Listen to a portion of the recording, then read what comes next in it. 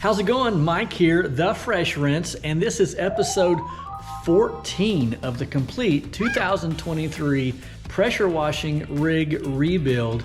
And man, it's been a doozy. We've come a long way, and I really got something to show you today. Let's take a look at this. In this episode, we're going to install the downstream injector bypass and the FlowPro remote control system. There's a lot going on here. This is definitely an episode that you're going to want to watch from beginning to end. So don't go anywhere. All right, welcome back to the channel. My name is Mike. I am The Fresh Rinse, and I really appreciate you joining me today. If you've never liked and subscribed, would you do that today? Hit the bell tab. You'll never miss another video. Leave a comment. I'd greatly appreciate it.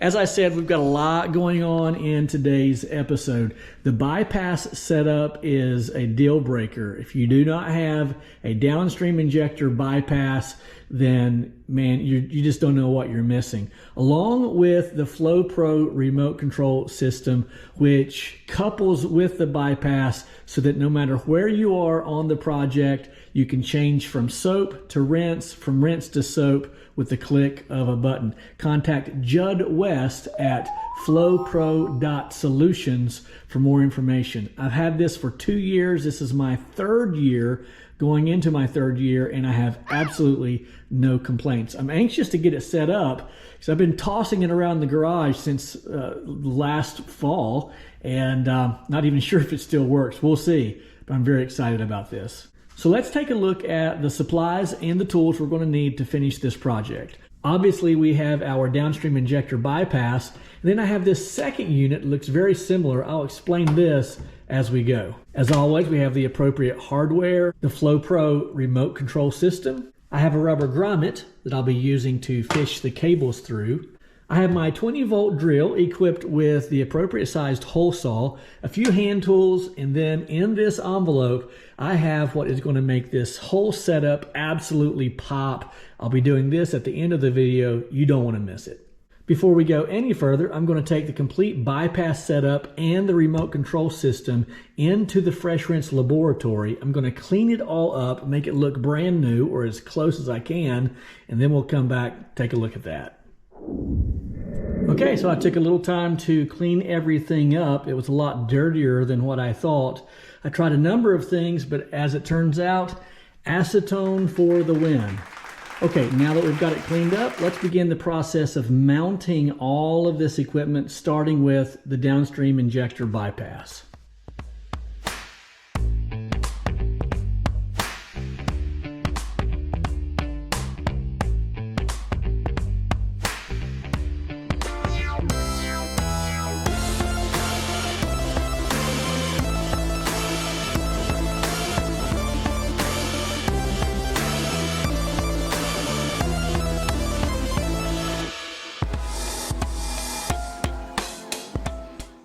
Now that the injector bypass is mounted, there's something that I would like to point out. Notice that this panel right here is offset about 3 inches on either side. I did that intentionally because I wanted to make room for the injector bypass to rest on top of the box, giving it stability and also mounting it to this, what I'm calling a bypass tree. Before I mount the FlowPro, let me take just a moment to show you how all of this works. So this is obviously my 8-gallon-a-minute machine. This is what I will primarily be using for house washing. Out of the pump comes this 3/8 hose into this unloader block, of course into the unloader, and then this hose runs underneath the machine and the pump, comes all the way over here to this outlet. Of course, it hooks to the back side of the downstream injector bypass, which we've already seen. And then at the beginning of every stop, I will simply pull out the hose that I need, connect it to the outlet, and I'm ready to wash. It's time now to mount the FlowPro. I will then drill a hole, insert the grommet, and then feed the lines through.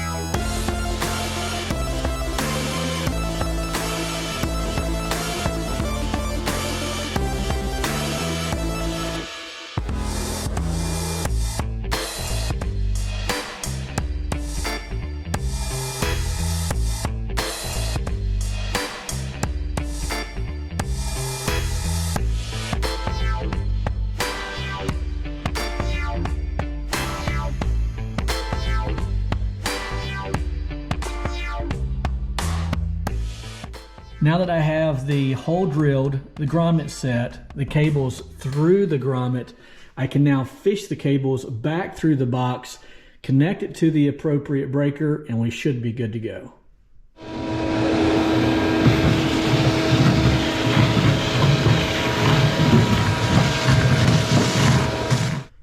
Off camera, I have fished the wires through the rubber grommet in the back of the box, connected it to the appropriate breaker. I'll clean all of this up off camera. And now all that's left to do is to see if the FlowPro actually works. And you're done.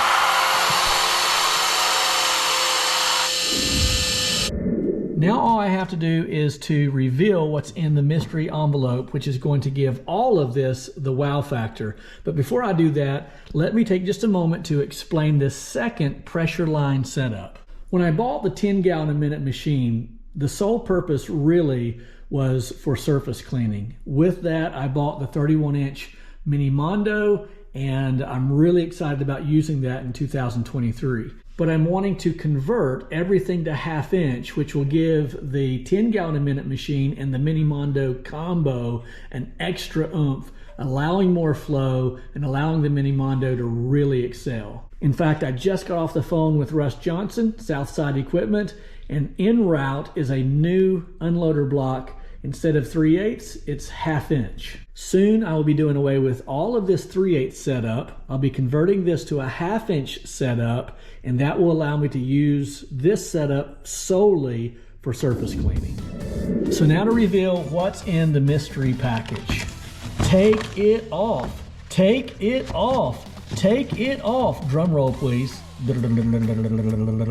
Yes, a new decal for the FlowPro. Oh, this is going to be fantastic. I can't wait. It's going to be perfect. Looks like a brand new one. Love it. All right, that does it for this episode. I really appreciate you watching. In the next episode, I'm going to show you how to create a simple metering system for your downstream injector. That's going to be really cool. You don't want to miss it. My name is Mike. They call me the Fresh Rinse, and I'm out.